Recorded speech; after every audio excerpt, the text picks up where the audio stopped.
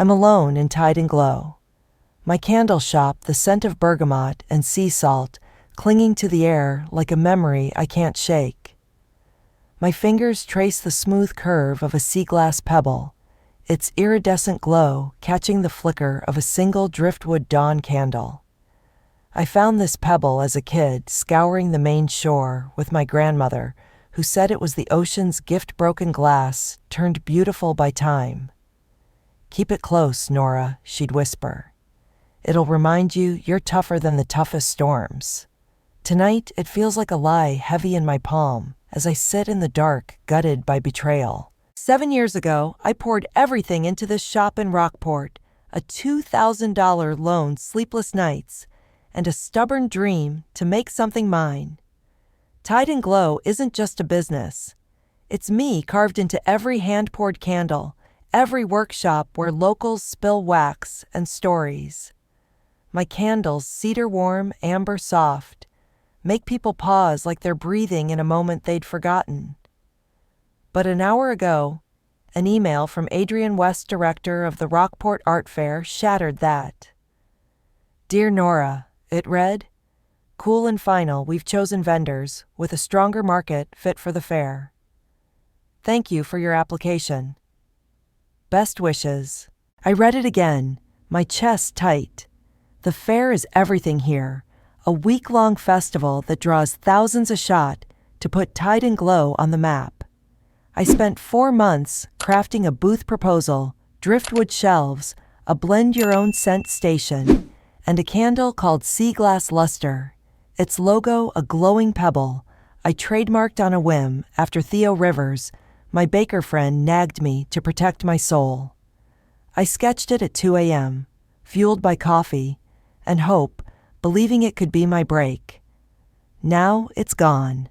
2 days ago, I saw Adrian at the pier, flashing a mock-up of my booth to a Boston gallery owner. The driftwood, the candles, my logo, he called it his vision, no mention of me. I stood behind a stack of lobster traps, the sea glass heavy in my pocket, my coffee cold. I wanted to scream, but I didn't. I went home and found a forwarded email from Adrian's assistant meant for someone else. "Nora's pitch is brilliant, but she's nobody. We'll use it with a bigger name, no risk." My blood boiled, but I saved it, every word a weapon. Now, in the shop's quiet, I twist the sea glass, my grandmother's voice fading under doubt. I've always been the invisible one the kid shuffled between divorced parents, the artist who built a shop to prove I wasn't nothing. Adrian's theft isn't just about a booth. It's like he's erased me. I could let it go, let him win, but the pebble's glow catches my eye, and a spark flares in my chest. I'm not done. I open my laptop, naming a new file, The Sea Glass Reckoning. It's more than a document, it's a revolution.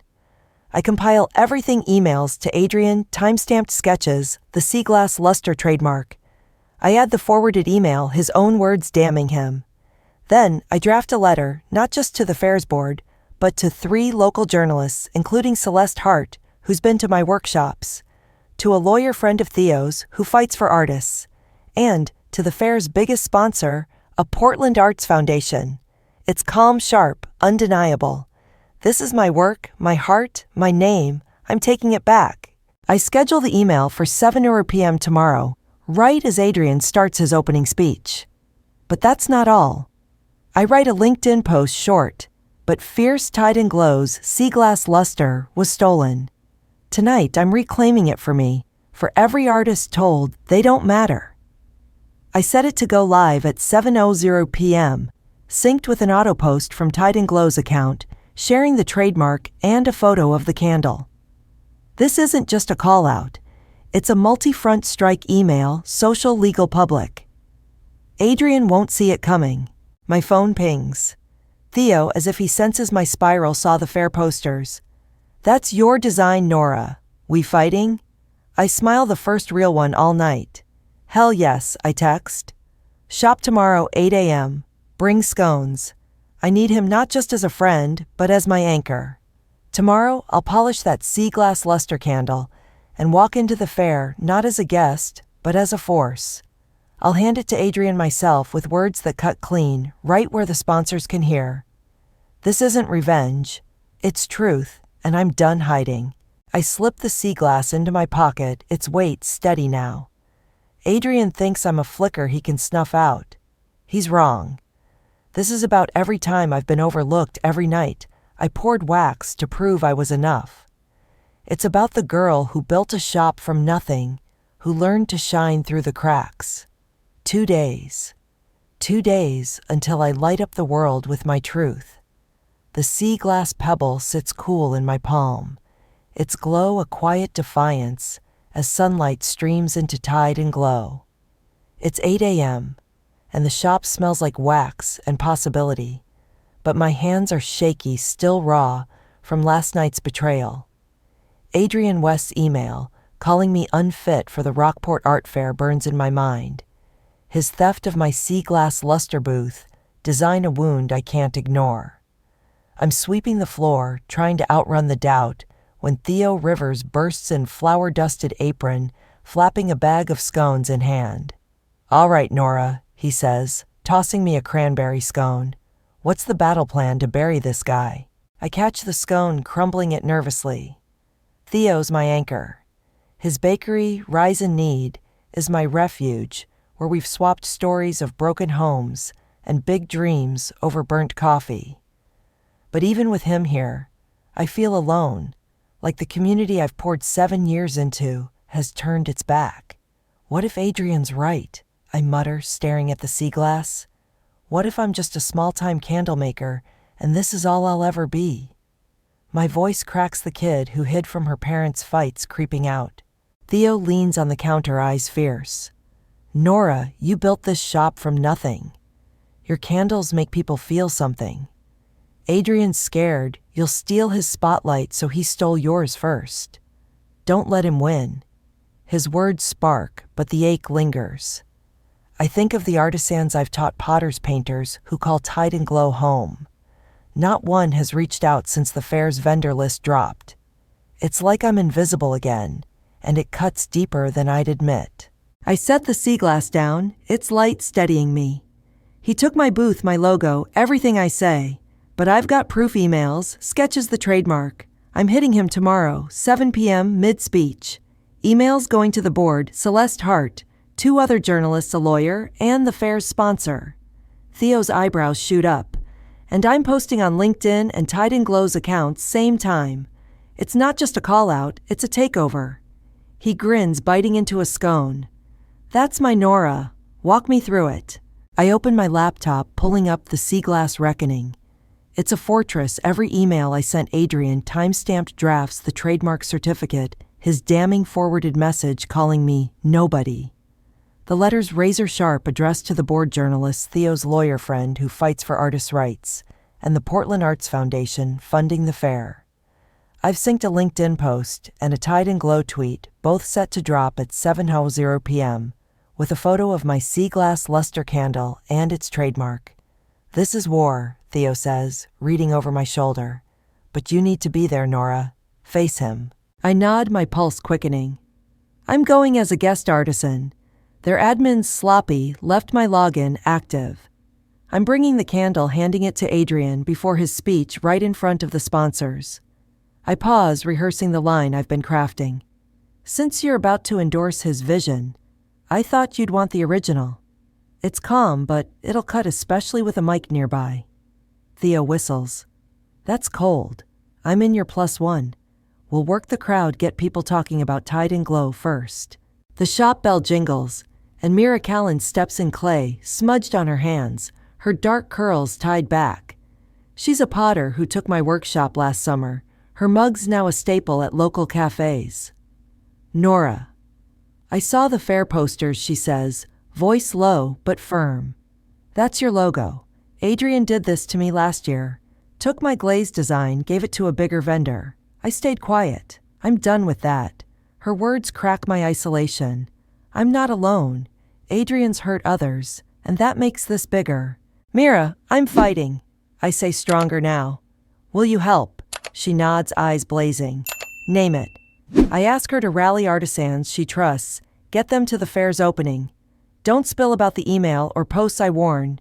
Just say, Tide and Glow's got something big. Theo's grinning like we're plotting a coup.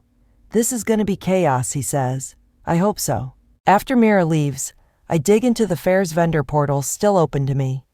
That's when I find a draft press release in a shared folder, Adrian claiming sea glass luster as his personal innovation. But a note from him to a board member stops me cold. Nora's sharp, too sharp. We need to lock this down fast. My heart races. He's not just cocky, he's scared. If he's nervous, I've got leverage I didn't expect. I screenshotted another bullet for my arsenal. Theo heads back to his bakery, promising more scones tomorrow. I sit alone, the shop humming with quiet energy. I think of Mira's courage, the artisans I've taught the girl. I was always hiding, always proving. I'm still scared, but there's a fire now, fed by people who see me. I polish the sea glass luster candle, its logo gleaming. Tomorrow I'll walk into that fair, not as a nobody, but as Nora Blake, ready to burn bright. The sea glass in my pocket feels alive, a promise I'm finally keeping. The sea glass pebble pulses in my pocket as I step into the Rockport Art Fair, the waterfront alive with fiddle tunes and fairy lights strung across booths of pottery and quilts.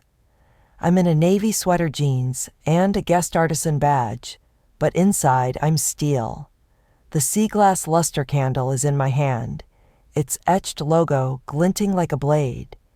Theo's beside me, flannel sleeves, rolled eyes scanning the crowd like we're on a mission. You good, he whispers. I nod, but my heart's hammering. This is it, Adrian's about to learn I'm not invisible.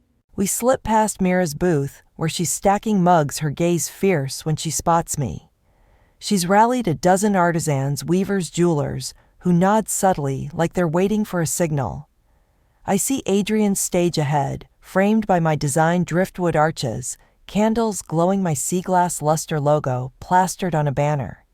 It's like staring at my soul, stolen and repackaged. My fingers trace the sea glass, my grandmother's voice steadying me. Tougher than the toughest storms. I'm still scared. What if the board ignores my email? Or the crowd laughs?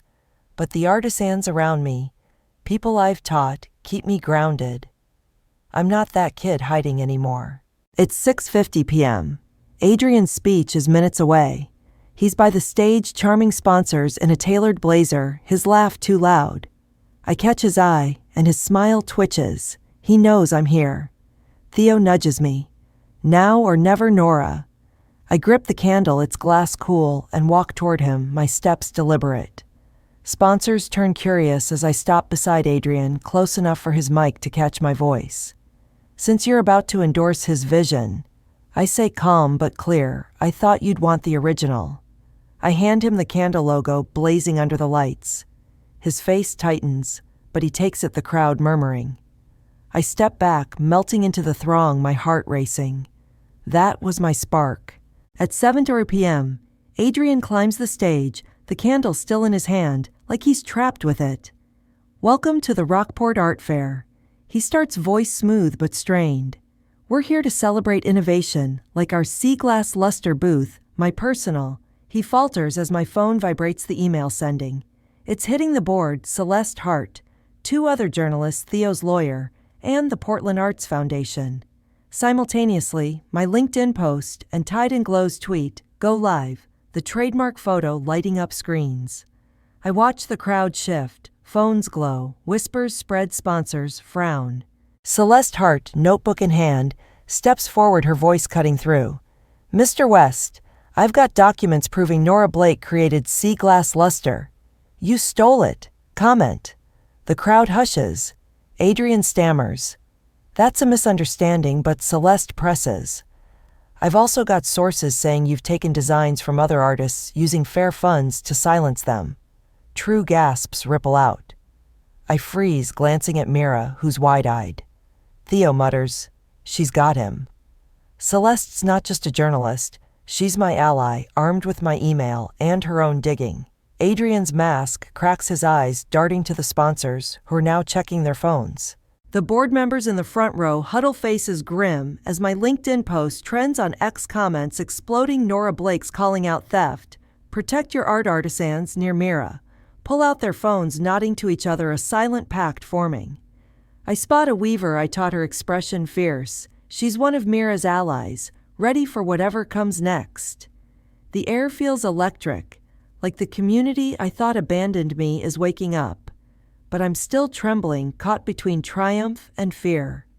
What if Adrian twists this? What if I've started a fire I can't control? Then Mira grabs my arm, pointing to a booth across the way.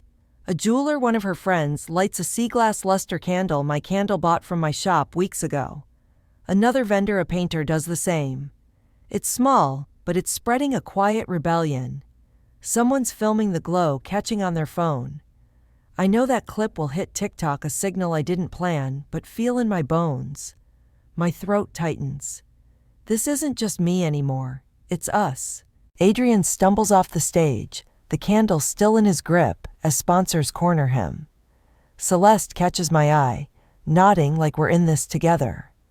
I think of the workshops I've run, the artisans I've lifted like Mira, like maybe someone on the board. The sea glass in my pocket feels alive, its light pushing back my doubt. I'm not just fighting for my booth, I'm fighting for every artist. Adrian's silenced, every woman told she's nobody. This is my reckoning, and it's just begun. The fair's glow fades as I slip away from the stage, the sea glass pebble warm in my pocket, its weight anchoring me against the chaos I've unleashed. My phone's a wildfire, texts from Mira. Theo artisans I haven't seen in years, all buzzing about the email, my LinkedIn post, and Tide and Glow's tweet. Celeste's question about Adrian's theft still rings in my ears. The crowd's gasps, a pulse I can't shake. I handed him that candle, called out his lie, through his own mic, but now I'm shaking, terrified I've gone too far. Adrian's not just down, he's cornered, and I'm Nora Blake, the candlemaker who lit the match. I duck behind Mira's booth where she's packing mugs, her eyes wide with awe. "Nora, you broke the internet," she says, showing me her phone. A TikTok clip shot by a vendor last night shows artisans lighting sea glass luster candles across the fair, their glow spreading like stars. The caption reads, "Nora Blake fights for artists." Sea glass luster. It's got 200,000 views, comments flooding. This is how we take back our work. Nora's a hero. My chest tightens, not with pride, but fear. What if the board blames me? I whisper. What if they blackball Tide and Glow? Mira grips my arm. They can't. Look. She scrolls X, where my post trends with thousands of retweets. Then she shows a group chat, 20 vendors, some I know, some strangers, pledging to pull their booths tomorrow, unless Adrian's ousted. "You didn't just fight, you woke us up," she says.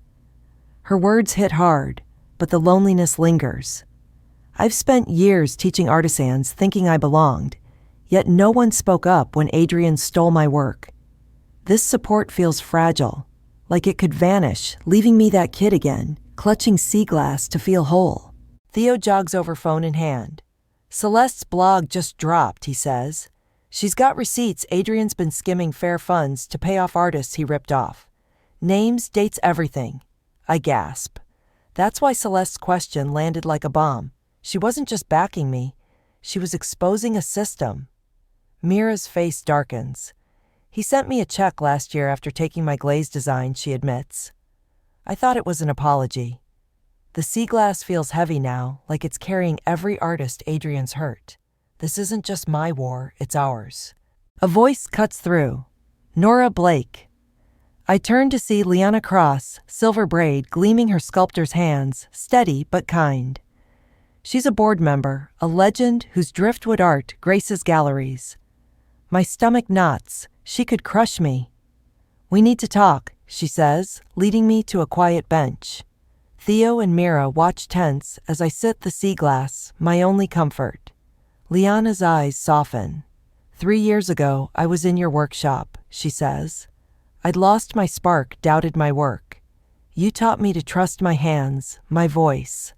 I never forgot. I blink, stunned. I remember her quiet sketching driftwood shapes, thanking me after. Your email, Celeste's story, it's a reckoning, Liana continues. Some board members wanted to bury this, protect our funding. I stopped them. You reminded me why I fight for artists. Her voice firms. Adrian's out. We're auditing his deals, and we're sorry, Nora, for failing you. Tears prick my eyes, not from pain, but from being seen. Liana wasn't just a board member, she was my student. My ally, turning my spark into a blaze. She leans in. We're reinstating your booth for next year, your design, your name. And we want Tide and Glow to run workshops on protecting creative rights. My breath catches. This is more than justice, it's a legacy. I'm in, I say, voice steady. Liana smiles. You're not just an artist, Nora. You're a force. As we part, the fair's chaos shifts. Vendors are packing up their sea glass luster candles, still lit, a silent protest. A new TikTok circulating, showing their empty booths captioned, "We stand with Nora." My heart swells. This is the community I dreamed of. Back at Tide and Glow, I sit at my workbench, the shop quiet save for the fridge's hum. My phone lights up with messages from strangers, a weaver trademarking her patterns, a jeweler filing a claim against Adrian, all inspired by me. Then, an email from a Portland gallery. We're inspired by your story, Ms. Blake. Let's discuss a Tide and Glow showcase. I stare dizzy. This isn't just a win, it's a new beginning. I hold the sea glass, its luster soft. Adrian's done, but the board's still shaky, and I'm not naive. Fights like this leave scars. But I'm not alone. Mira, Thea, Liana. Those vendors, they're my strength. I'm not that kid hiding anymore. I'm Nora Blake, building something bigger for every artist, told they're nothing. The sea glass feels light now, a promise I'll carry to Portland, where its glow will shine for all to see.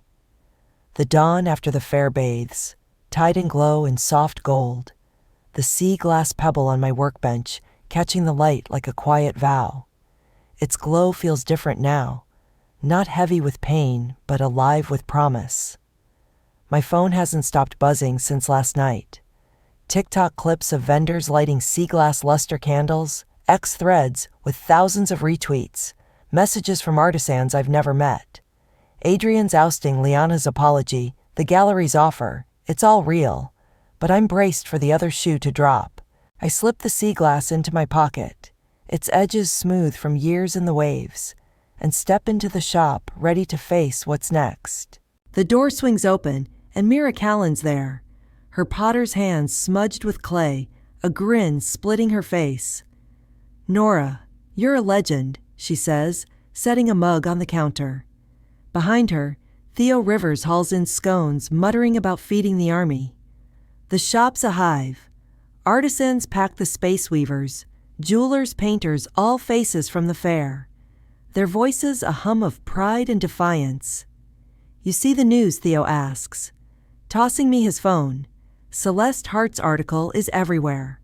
Rockport Art Fair director, ousted and artists stand for justice. It names me my trademark Adrian's scams, skimming funds, silencing artists. Comments flood in Nora Blake's, "My hero." This is why we fight. I'm floored, but the fear lingers. What if this fades, leaving me alone again? Liana Cross steps through the crowd, her silver braid catching the light. "Nora," she says, voice warm but firm. "The board's finalized it. Adrian's gone, his contract's voided. Your booth's back next year, your design, your name." The room cheers, but Liana raises a hand. "And we're funding your workshops to teach artists how to protect their work. You're our voice."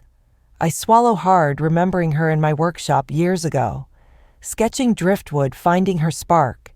She fought for me because I fought for her. "Thank you," I say, my voice thick.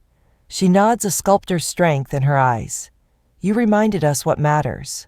The artisans erupt, raising mugs and scones like a toast. Mira hugs me. Theo whoops, and I feel it, the community I thought I'd lost holding me up. But I need to seal this to make it mine. I pull out my phone and post on X Tide and Glow, was my proof I wasn't invisible. Last night we proved no artist is.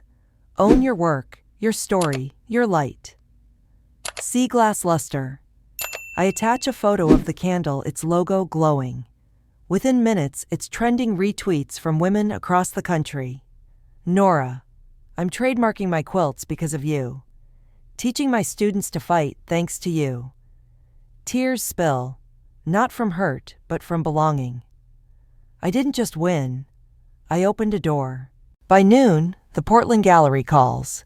Ms. Blake, your stories inspired us, the curator says. We want Tide and Glow in our summer showcase, and we'd love you to speak at the opening. I laugh, nervous but proud. I'm just a candle maker, she corrects me. You're a movement. I hang up, my heart racing. Tide and Glow's no longer just a shop, it's a beacon, and I'm its keeper. That evening, I drive to Portland for the gallery's preview. The sea glass in my pocket, its weight light now.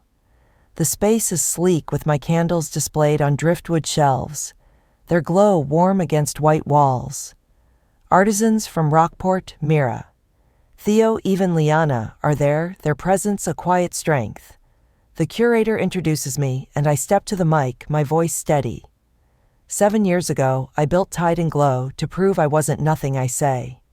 Last week I fought for my work, not just for me, but for every artist told they're small. We're not small. We're sea glass broken maybe, but beautiful, and we endure. The room claps, not polite, but fierce, like they feel it too. After I wander to the display where my sea glass luster candles burn bright. I pull the sea glass from my pocket, its luster soft under the gallery lights. I don't need it to survive anymore. It's part of me, like the scars of my childhood. The nights pouring wax, the fight I won. I set it on the display, a single pebble, beside a candle, and the curator gasps. That's perfect, she says. Let's keep it there. Light streams through the glass, scattering flecks of green and blue across the room, like the ocean's own art. It's unforgettable, a quiet claim to my place. Back in Rockport, Tide and Glow hums with new energy. Mira's designing a candle pottery collab, Theo's baking sea glass scones for our next workshop, and Liana's drafting a fair policy to protect artists' rights. My inbox overflows, artisans, journalists, women sharing their fights, their wins. One message from a young painter sticks, Nora. I stood up to my boss because of you. I'm not invisible anymore. I cry the healing kind, knowing I've built something bigger than myself. I don't carry the sea glass for luck anymore. I carry it to remember beauty survives. It's not just my story, it's ours, etched in every candle, every fight, every light that refuses to dim. And as I stand in Tide and Glow, surrounded by my people, I know this is only the beginning.